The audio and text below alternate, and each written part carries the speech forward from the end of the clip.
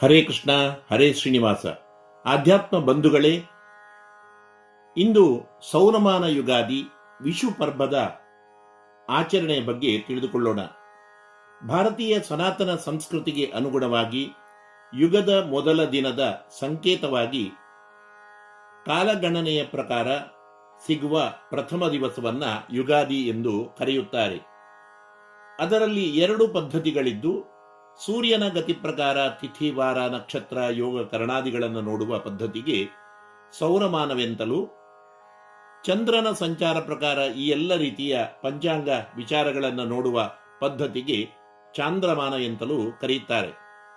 ಉತ್ತರ ಭಾರತದ ಸಂಪ್ರದಾಯದಂತೆ ಇನ್ನೂ ಅನೇಕ ಕಡೆ, ಹೆಚ್ಚು ಕಡೆ ಚಾಂದ್ರಮಾನ ಪದ್ಧತಿಯೇ ಆಚರಣೆಗೆ ಬಂದಿದ್ದು, ಈ ಸಂಪ್ರದಾಯದ ಅನುಗುಣವಾಗಿ ಯುಗಾದಿ ಅಂದರೆ ಈ ವರ್ಷದ ಮೊದಲ ದಿವಸ, ಯುಗದ ಮೊದಲ ದಿವಸ, ಹೊಸ ವರ್ಷದ ಹಬ್ಬದ ಮೊದಲ ದಿನವನ್ನು ಕಳೆದ 2026ರಲ್ಲಿ ಮಾರ್ಚ್ 19ರಂದು ನಾವೆಲ್ಲ ಆಚರಣೆ ಮಾಡಿದ್ದೇವೆ. ಆದರೆ ಸೂರ್ಯನ ಚಲನೆಯ ಪ್ರಕಾರ ಕಾಲಗಣನೆಯನ್ನು ಮಾಡಿ ಹಬ್ಬ ಹರಿದಿನಗಳನ್ನು ಆಚರಣೆ ಮಾಡುವ ಸಂಪ್ರದಾಯವು ಅನೇಕ ಕಡೆ, ಅಂದರೆ ಬಂಗಾಲ, ಕೇರಳ, ಕರ್ನಾಟಕ ಕರಾವಳಿ, ಉಡುಪಿ ಮುಂತಾದ ಅನೇಕ ಕಡೆಗಳಲ್ಲಿ ವಿಶೇಷವಾಗಿ ನಡೆದು ಬಂದಿದ್ದು, ಈ ಸೂರ್ಯನ ಗತಿಯ ಪ್ರಕಾರ ಗಣನೆ ಮಾಡುವಾಗ ಸಿಗುವ ಯುಗದ ಮೊದಲ ದಿವಸ ಹಬ್ಬದ ಯುಗಾದಿಯ ಸಂಕೇತವಾಗಿ ಸೌರಮಾನ ಯುಗಾದಿ ಅಂದರೆ ವಿಷುಪರ್ವ, ಬಿಸುಪರ್ವ ಎಂದು ಕರೆಯಲ್ಪಡುವ ಈ ದಿನವು ಈ ವರ್ಷ 2026ರಲ್ಲಿ ಏಪ್ರಿಲ್ನಲ್ಲಿ ಯಾವಾಗ ಇದೆ, ಈ ದಿವಸದ ವಿಶಿಷ್ಟ ಆಚರಣೆಗಳೇನು, ಇನ್ನು ನಡೆಸಬೇಕಾದ ಮುಖ್ಯ ಧಾರ್ಮಿಕ ಕರ್ತವ್ಯಗಳೇನು ಎಂಬ ಎಲ್ಲ ರೀತಿಯ ಸೌರಮಾನ ಯುಗಾದಿ ಅಂದರೆ ಬಿಸುಪರ್ವದ ವಿವರಗಳನ್ನು ಈ ವಿಡಿಯೋ ಸಂದೇಶದ ಮೂಲಕ ನಾವೆಲ್ಲ ತಿಳಿದುಕೊಳ್ಳೋಣ. ವೀಕ್ಷಕರೇ, ಇಲ್ಲಿಯವರೆಗೆ ತಾವು ವಿಶ್ವನಾಥ್ ಭಟ್ ಎಂಬ ನನ್ನ ಯೂಟ್ಯೂಬ್ ಚಾನಲ್ಗೆ ಸಬ್ಸ್ಕ್ರೈಬ್ ಆಗಿರಿದ್ದರೆ ಆಗಿ, ಉತ್ತಮ ಆಗಿದ್ದರೆ ಲೈಕ್ ಮಾಡಿ, ನಿಮ್ಮೆಲ್ಲ ಬಂಧು ಮಿತ್ರರಿಗೆ ಶೇರ್ ಮಾಡಿ, ನಿಮ್ಮ ಪ್ರಶ್ನೆ, ಮೆಚ್ಚುಗೆ, ಸಂದೇಹಗಳನ್ನು ಕಮೆಂಟ್ ಮೂಲಕ ತಿಳಿಸಿ. ಬಂಧುಗಳೇ, ಭಾರತೀಯ ಕಾಲಗಣನೆಗೆ ಚಂದ್ರಮಾನ, ಸೌರಮಾನ ಎಂಬ ಎರಡೂ ಪದ್ಧತಿಗಳು ಪ್ರಮುಖವಾಗಿದ್ದು, ಎರಡೂ ರೀತಿಯ ಗಣನೆಯ ಪ್ರಕಾರ ಹಬ್ಬ ಹರಿದಿನಗಳನ್ನು ನಾವೆಲ್ಲರೂ ಕೂಡ ಆಚರಿಸುವುದರಿಂದ ವಿಶೇಷವಾಗಿ ಶ್ರೇಯಸ್ಸು, ಆಯುಷ್ಯ, ಆರೋಗ್ಯ, ಸಂಪತ್ತುಗಳು ನಮಗೆ ಲಭಿಸುತ್ತವೆ ಎನ್ನಲಾಗಿದೆ.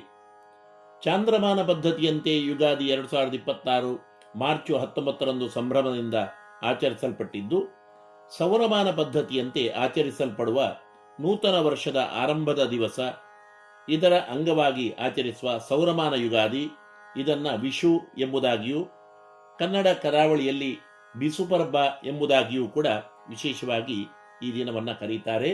ಇದು ಈ ವರ್ಷ 2026ರಲ್ಲಿ ಏಪ್ರಿಲ್ 15ರಂದು ಬಂದಿದೆ.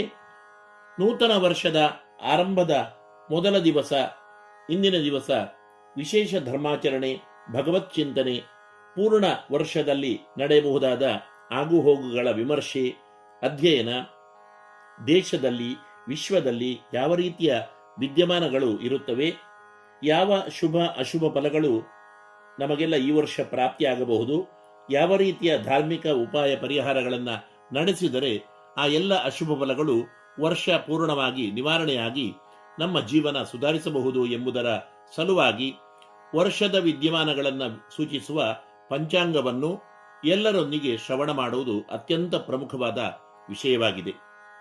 ಪಂಚಾಂಗ ಎಂದರೆ ತಿಥಿ, ವಾರ, ನಕ್ಷತ್ರ, ಯೋಗ, ಕರಣಗಳಾಗಿದ್ದು, ತಿಥೇಶ್ಚ ಶ್ರೇಯಮಾಪ್ನೋತಿ ಅಂದರೆ ತಿಥಿಯ ಶ್ರವಣದಿಂದ ಸಂಪತ್ತು ಪ್ರಾಪ್ತಿಯು, ವಾರಾತ್ ಆಯುಷ್ಯವರ್ಧನಂ ಅಂದರೆ ವಾರದ ಶ್ರವಣದಿಂದ ಆಯುಷ್ಯ ಪ್ರಾಪ್ತಿಯು, ನಕ್ಷತ್ರಾತ್ ಹರತೆ ಪಾಪಂ ಅಂದರೆ ನಕ್ಷತ್ರದ ಶ್ರವಣದಿಂದ ಎಲ್ಲ ರೀತಿಯ ಪಾಪಗಳ ನಿವಾರಣೆಯು, ಯೋಗಾದ್ ರೋಗ ನಿವಾರಣಂ ಅಂದರೆ ಯೋಗದ ಶ್ರವಣದಿಂದ ರೋಗ ನಿವಾರಣೆಯು, ಕರಣಾತ್ ಕಾರ್ಯಸಿದ್ಧಿ ಸ್ಯಾತ್ ಅಂದರೆ ಕರಣದ ಶ್ರವಣದಿಂದ ಕಾರ್ಯ ಸಫಲತೆಯೂ ಕೂಡ ಪ್ರಾಪ್ತಿಯಾಗುವುದು ಎನ್ನಲಾಗಿದೆ. ಮಾತ್ರವಲ್ಲದೆ ಈ ನೂತನ ಸಂವತ್ಸರ ಯಾವ ಹೆಸರಿನದ್ದು, ಸಂವತ್ಸರದ ರಾಜ ಯಾರು, ಮಂತ್ರಿ ಯಾರು, ಈ ವರ್ಷ ಮಳೆ ಬೆಳೆಗಳು ಹೇಗೆ ಇರುತ್ತವೆ ಎಂಬುದನ್ನು ಕೂಡ ಈ ದಿವಸ ಯುಗಾದಿಯಂದು ಶ್ರೇಷ್ಠ ದೈವಜ್ಞರಿಂದ ಶ್ರವಣ ಮಾಡಿದರೆ ಅತ್ಯಂತ ಶ್ರೇಯಸ್ಸು.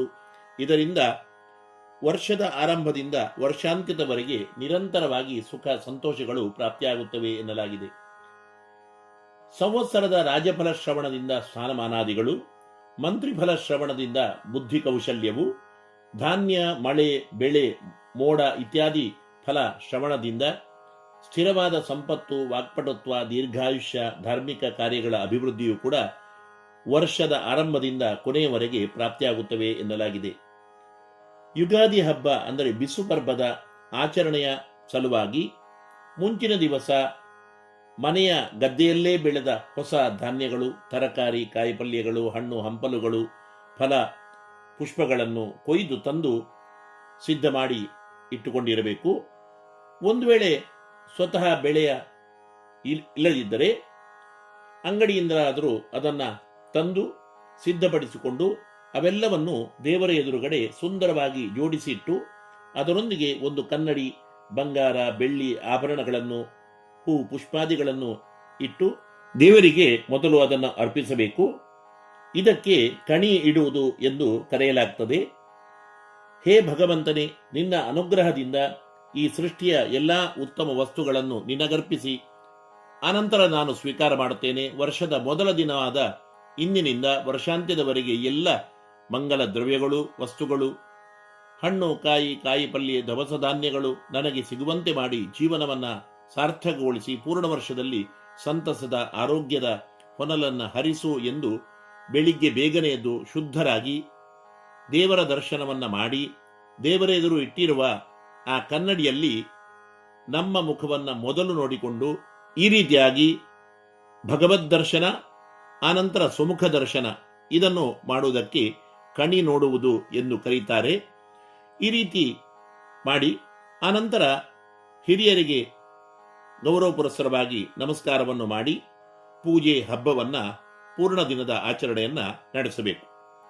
ಶ್ರೀದೇವರ ಪೂಜೆಯಾದ ನಂತರ ಮನೆಯ ಎಲ್ಲರೊಂದಿಗೆ ಕುಳಿತು ಶ್ರೇಷ್ಠ ಬ್ರಾಹ್ಮಣರನ್ನ, ಪುರೋಹಿತರನ್ನ ಮನೆಗೆ ಕರೆಸಿ ಪಂಚಾಂಗವನ್ನ ಶ್ರವಣ ಮಾಡಬೇಕು. ಹೀಗೆ ವಿಷುಪರ್ಬದ ಇಂದು ಜ್ಞಾನಿಗಳಿಗೆ ಗೌರವ, ದಾನದಕ್ಷಿಣೆ, ಹಿರಿಯರಿಗೆ ಹೊಸ ಬಟ್ಟೆಯೊಂದಿಗೆ ಗೌರವ, ವಂದನೆ, ಮಕ್ಕಳಿಗೆ ಪ್ರೀತಿ ಭೋಜನ ಇತ್ಯಾದಿಗಳನ್ನು ನಡೆಸಿ ಈ ಸೌರಮಾನ ಯುಗಾದಿಯನ್ನ ನಾವೆಲ್ಲರೂ ಕೂಡ ವಿಷುಪರ್ಬವನ್ನ ಆಚರಿಸಬೇಕು. ಈ ವರ್ಷದ ಪರಾಭವ ಸಂವತ್ಸರು ಎಲ್ಲ ನಮ್ಮ ವೀಕ್ಷಕ ಬಂಧುಗಳಿಗೆ ಶ್ರೇಯಸ್ಸನ್ನು ಉಂಟು ಮಾಡಲಿ. ಇದರಿಂದ ವರ್ಷವಿಡೀ ಸಂಪತ್ತು, ಮನೆಯಲ್ಲಿ ವಾಸ್ತು ಸಮೃದ್ಧಿ, ಕುಟುಂಬದಲ್ಲಿ ಶಾಂತಿ, ಸೌಖ್ಯ, ಸಮಾಧಾನಗಳು ಭಗವದನುಗ್ರಹದಿಂದ ಪ್ರಾಪ್ತಿಯಾಗಲಿ ಎನ್ನುತ್ತಾ ನನ್ನ ಮಾತನ್ನ ಕೃಷ್ಣಾರ್ಪಣಗೊಳಿಸ್ತೀನಿ. ಜೀವೇಮ ಶರದಶತಂ, ಜೀವೇಮ ಶರದಶತಂ.